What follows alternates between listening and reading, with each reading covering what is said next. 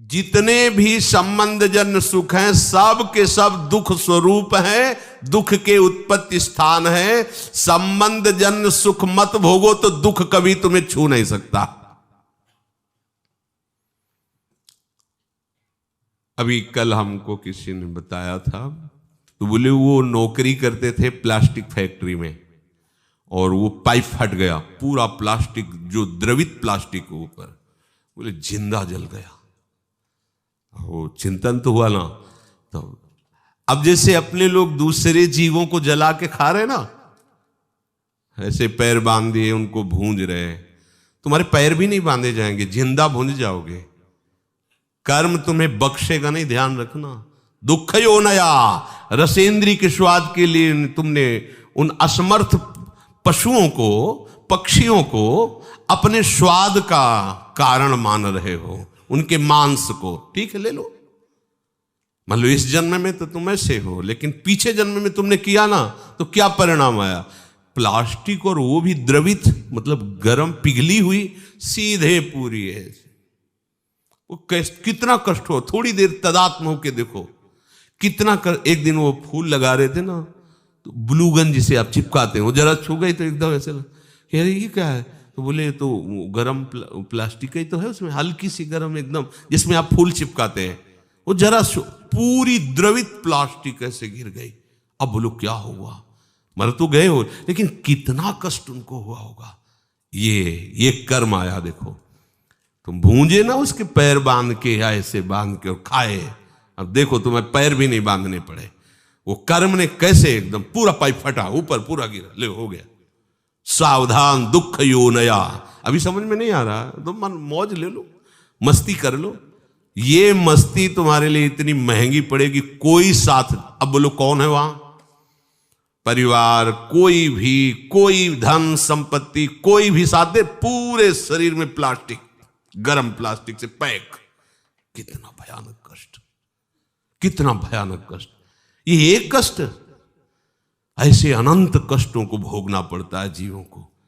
अब फिर नया जन्म होगा, उसको भूल जाएगा कि ऐसा पीछे कष्ट मिला था।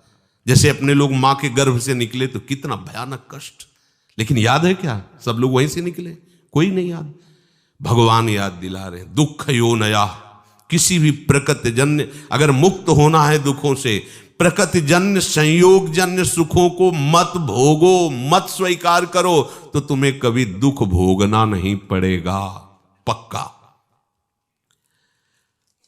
जब आप किसी वस्तु के भोगने की भावना करते हैं तो उसका अभाव प्रतीत होता है। अगर ये भोग मिल जाए तो मुझे, उसकी शुरुआत ही दुख से हो रही है, जलन से हो रही है, और उसके संयोग प्राप्ति में तुम्हारी जलन होने के कारण सुखानुभूति हो रही है, उसमें सुख नहीं है। तुमने कामना किया है, तुम उसके लिए व्याकुल हुए हो, संकल्प बनाया, इसलिए तुम्हें सुखानुभूति हो रही है, नहीं उसमें सुख। ध्यान रखना, वो भास ऐसा ही रहा है जैसे स्वप्न में। स्वप्न में लग रहा है बहुत अच्छा अच्छा खा रहे, पर पेट भरा क्या? कुछ नहीं। स्वप्न में भी तो सारी क्रियाएं होती, क्या होता है? कुछ होता है क्या? जागृत में ठीक वैसे ही भ्रम है। अगर तुम्हें उस सुखद वस्तु का भावना बने कि सुखद है, तो आपको कभी भी दुख नहीं मिल सकता। पर हम पहले किसी भी वस्तु, आज पूरा प्राणी समुदाय चेष्टा केवल सुख के लिए कर रहा है, केवल सुख के लिए। परिणाम सबको दुख मिल रहा है। जो प्रभु की तरफ चले वो धीरे धीरे दुख से निवृत्त होते हुए परम सुख की तरफ जा रहे हैं। भले आज शरीर दंड भोग रहा है पीछे के कर्म का, लेकिन आगे प्रकाश है, क्योंकि भगवत मार्ग में चल रहा है। वस्तु के अभाव का दुख जितनी जोर का होगा, मिलन में तुम्हें उतनी ही सुखानुभूति होगी। ये ब्रह्म ऋषियों का मनन है। वस्तु के भोग का जितना गाढ़ चिंतन होगा, उतने तुम्हें उस भोग में सुख लगेगा, है नहीं? लगेगा। और जितना तुम उसमें सुख अनुभव करोगे, उससे अनंत गुना बढ़ के तुम्हें दुख मिलेगा। ये सिस्टम है, ये है नियम है, इसीलिए देख लो सब दुखी हैं, सब अशांत हैं। भोगी व्यक्ति कभी सुखी नहीं हो सकता, दुखों से बच नहीं सकता, क्योंकि जितने भी भोग है सब दुख योनया, भगवान कह रहे हैं, भगवान के दुखालयम, यहां दुखालयम में तुम सुख भोगना चाहते हो, भगवान कह रहे हैं दुख योनया, हट जाओ, शरीर राग से हट जाओ, केवल जीवन निर्वाह मात्र, धर्म रक्षा के लिए, कर्तव्य पालन के लिए उचित शास्त्रीय विधान के अनुसार भोगों को स्वीकार करो, इसी जन्म में आनंदित हो जाओगे। अगर आप केवल भोगों में ही सुख मान करके रत हो तो परिणाम ताप संस्कार दुखैर गुण वृत्ति विरोधाच दुखमेव सर्वम विवेकिनः। तुम्हें 3 प्रकार के दुख वर्तमान में ही भोगने पड़ रहे हैं, देख लो। परिणाम दुख, पीछे जो कर्म किए उनका परिणाम भोग रहे हो। परिणाम दुख और ताप दुख और संस्कार दुख, ये 3 सुख भोगने वाले को भोगना ही पड़ता है। देखो, सुख भोगने वाले के लिए लिखा है, जो संसार में सुख भोगने की वृत्ति लिए हुए उनको ही अपने आप 3 दुख भोगने पड़ते हैं, परिणाम दुख, ताप दुख और संस्कार दुख। संपूर्ण विषय भोग आरंभ में सुख रूप सबको प्रतीत होते हैं। कोई भी कर्म जब हमारा बनता है तो उसमें हमारा लक्ष्य होता है सुख। कोई न कोई ऐसा कर्म बना जो सुख के लिए हमने पाप कर्म किया, सुख भोगने की भावना से पाप कर्म बना, और वही कर्म आकर के दंड देता है। ध्यान रखना, चाहे कोई हो, कोई भी हो, कितना भी बड़ा महापुरुष हो, इस शरीर रचने के समय उसके उस कर्म संस्कार को रचा गया है। इतनी अवस्था में तुम्हारे ये रोग होगा, इतने ये प्रारब्ध भोग है, ये आएगा, अपना रूप विस्तार करेगा। लेकिन ये भजन का, ये भगवत शरणागति का प्रताप, वो बस कवच बन करके उसकी रक्षा करता है, ना उसे भय होने देता है, ना शोक होने देता है। अब ये शरीर छूटा, पीछे सब गोदाम में आग लग गई, अब उसमें एक भी कर्म ऐसा नहीं जो जग सके या नवीन हमें बंधन दे सके। खत्म। आगे जो कर्म हो रहे हैं भगवद अर्पित हैं, वो खत्म। प्रारब्ध जो है धीरे धीरे खत्म होता जा रहा है, और उसको कैसे भुगवा रहे? कृपा कवच से। सत्य कहते हैं, अगर प्रियाजू की शरण में ना होते तो रोज हम ऐसे जलते जैसे कि तवा में रोटी सेकी जाती है, ऐसे जलते और मनाते कि ये शरीर छूट जाए तो अच्छा है। मनाते, कहाँ इतनी अर्थव्यवस्था, कहाँ ऐसी सेवा, कहाँ ऐसा हृदय की विश्राम स्थली, कहाँ हृदय को लगाते, किस पर लगाते? जिस पर लगाया था वही धोखा दे रहा था। क्या होता थोड़ी देर भी तो बिल्कुल एकदम जैसे जल में कमल का फूल रहे, ऐसे प्रियाजू रख रहे।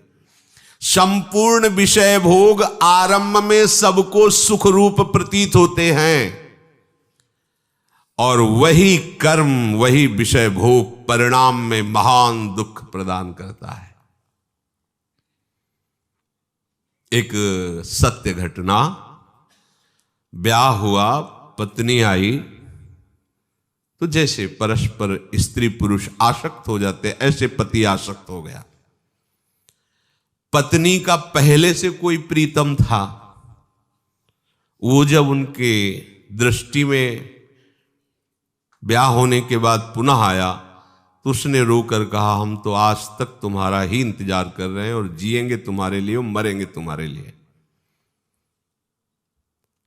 अब ये तुम सोचो कि तुम्हारा प्यार कैसा है। तो उसने कहा, इस बार हिसाब हो जाएगा, हम मायके आ रहे हैं, वहीं बुलवाएंगे इनको। मायके गए और वहां से फोन किया कि आपके बिना हमारा दिन नहीं कट रहा, माता पिता तुरंत भेजेंगे नहीं, आप 1-2 दिन के लिए आ जाइए। आ गए। वो जो बहुत ज्यादा चिपकती है, नाक मुंह में लगा दिया उसको, फेब्रिक है, और उससे हाँ क्विक क्या, हाँ वही नाक जैसे खवा पिया के लेटा दिया, और मित्र को बुला लिया और नाक में और मुंह में वही भर दी। वो मिनट में एकदम जाम गए। ये सत्य घटना। क्या हुआ, कहां सुख है, किसमें सुख है। अब वो एक अलग जेल में, एक अलग, एक मरा और दोनों अलग अलग जेल में, तीनों का जीवन नष्ट हो गया। क्या हुआ, सुख भोग की लालसा। देखा, अब अगर हम ऐसे ना समझाए तो लगेगा भगवान कह रहे दुख होने आए, ऐसे दुख होने आए।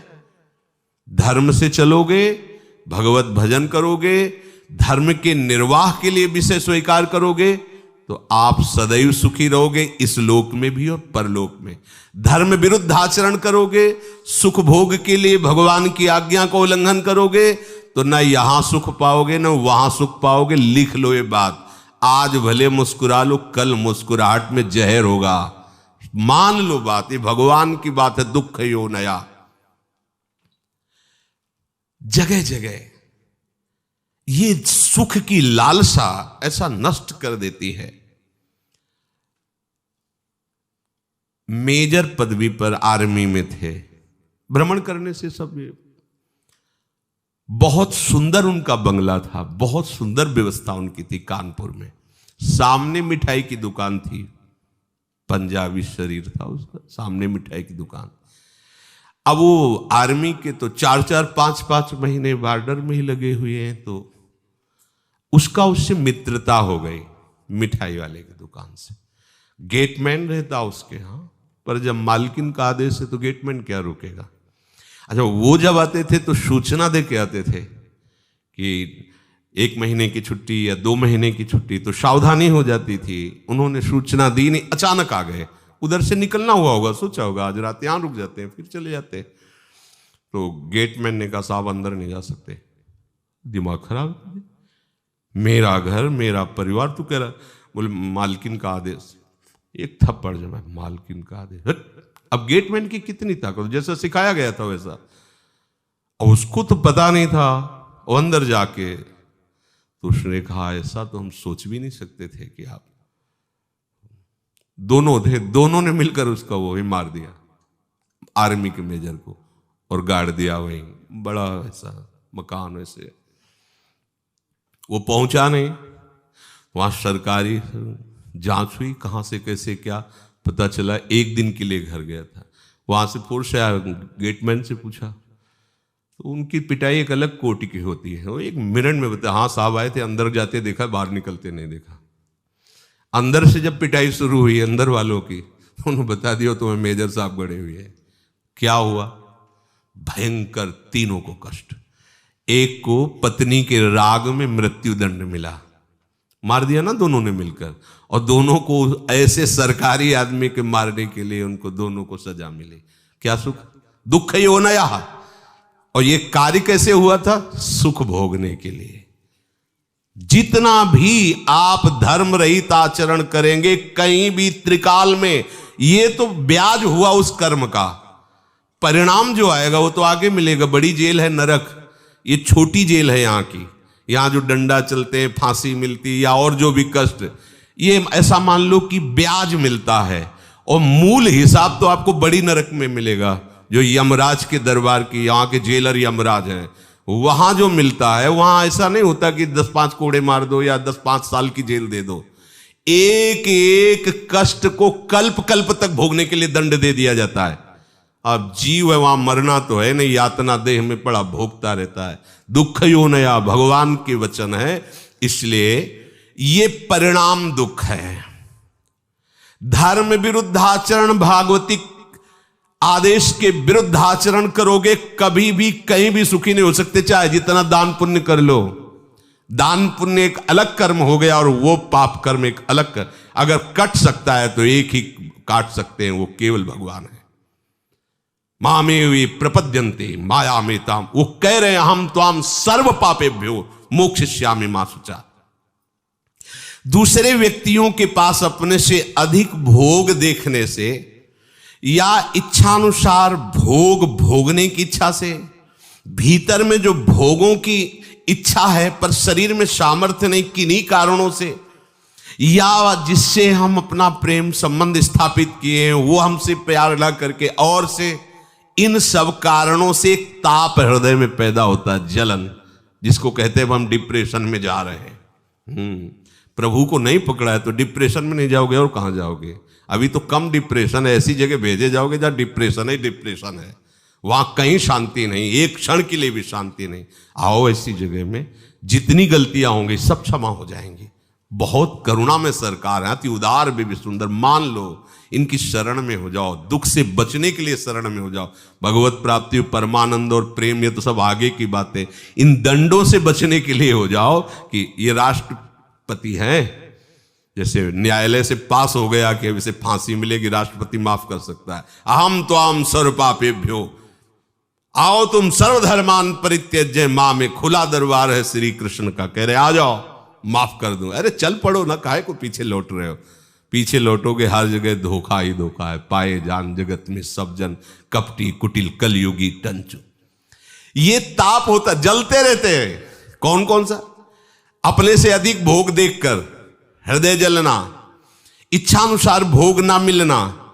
इच्छानुसार भोग है पर भोगने के सामर्थ्य। बड़े लीला बिहारी, जब भूख थी तब भोजन ले, जब भोजन है तो भूख ले। लीवर खराब, ये खराब, वो खराब। जब लीवर काम कर रहा था तो रोटी ले मिल रही थी, और जब रोटी की व्यवस्था हो गई तो लीवर काम नहीं कर रहा। ऐसा उसका खेल लीला विचित्र है। जलो जलो बैठो। जब भोग सामग्री नहीं थी तब भोग सामर्थ्य थी, और जब भोग सामग्री आई तो भोग सामर्थ्य खो गई। जल बैठे देख देख भोगों को और जलता रहे पूरा संसार। अब चाहे जितनी दवाइयां खा ले, बड़ा विचित्र खेल, बड़ी सूक्ष्मता से मारा जा रहा है, वो समझ ही नहीं पा रहा है। भोग भोगने की सामर्थ्य नहीं पर भोग इकट्ठा है, जल रहा है। अब भोग की सामर्थ्य है पर दूसरे के पास वो भोग है नहीं, उसके पास वो देख देख के जल रहा है। और भोग है और भोग भोगने की सामर्थ्य भी है पर भय लगा हुआ है कहीं तीसरा छीन न ले, ये जल रहा है। कह रहे कि ये ताप दुख किसी को नहीं बख्शता। परिणाम दुख पहला और ये दूसरा ताप, अधिकतर इसी ताप दुख से जल रहे हैं। और तीसरा है संस्कार दुख। यद्यपि ये साधकों में भी पाया जाता है, वो नहीं चाहते हैं भोगना पर पूर्व संस्कार बस उसे विवस्था हो रही और वो दुख भोग रहा है। ये साधक मिटा सकता है, तीनों दुखों को मिटा सकता है। भगवद आश्रित होकर विवेक के द्वारा परिणाम दुख को भोग करके निपटा देगा। जैसा भी परिणाम आया है हमारे ही कर्म का परिणाम है, पर हम प्रभु की शरण में उनकी स्मृति के बल से, उनके आश्रय के बल से इस दुख को सह सकते हैं, परिणाम दुख को। और ताप वाला दुख इसलिए नहीं होता उपासक को, क्योंकि उपासक का लक्ष्य परमात्मा प्राप्ति है। वो इस सब पचड़े को पहले ही त्यागने की चेष्टा में रत है। संस्कार दुख होता है, जैसे पूर्व का संस्कार है अधिक कामी होना, अधिक क्रोधी होना, जिन कारणों से हमें भगवत प्राप्ति नहीं हुई, वो कारण हमारे अंदर विराजमान संस्कार वो हमको बार बार खींचते हैं पर हम भ्रष्ट नहीं होते। उपासक उनसे लड़ता है, उपासक उसको समझता है ये हमारी कमी भगवत प्राप्ति नहीं होने दी, अब ये कमी हम रहने नहीं देंगे। प्रयासरत रहता है, फिसल भी जाए तो भी प्रयासरत रहता है। वो इस संस्कार दुख को मिटा देता है, तभी तो जीवन मुक्त होता है। ये तीन प्रकार के दुख बख्शते नहीं है किसी को भी, यदि आप भगवत प्राप्ति के मार्ग पर आरूढ़ नहीं हुए तो। बड़ा दुख में जीवन है, ये समझ नहीं पा रहे अपने लोग। अरे कब तक चैन से जियोगे? मरना है भाई, फिर नया शरीर मिलना है। और क्या क्या दशा होती है शरीरों की, क्या क्या, किस पर विश्वास करें?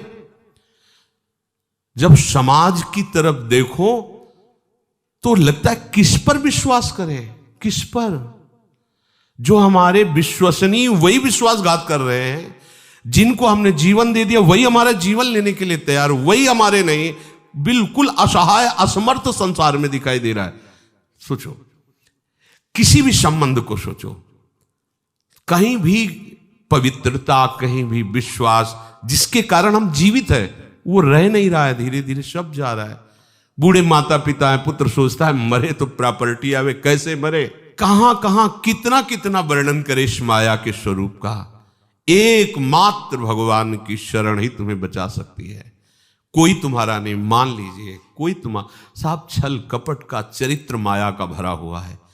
अगर आप थोड़ा भी भजन करेंगे तो आपको समझ में आने लगेगा, और भजन नहीं करोगे तो ये सुनने के बाद वहीं रति होगी, विरति नहीं हो सकती, वैराग्य नहीं हो सकता। यही भगवान की माया है।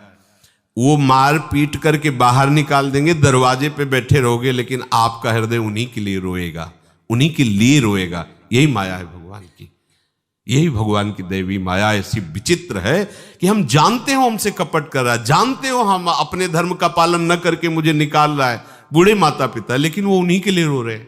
अगर उनसे कहें चलो उनको डांटते, उनको दंड देते, तो कहेंगे नहीं, हम कष्ट सह लेंगे, पर हम यहीं दरवाजे पे बैठे, ये मकान मेरा बनाया हुआ है, हम वो मकान कैसे बेच दें? बाप दादा का पूरा जीवन लगाकर हमने उसको बनाया है।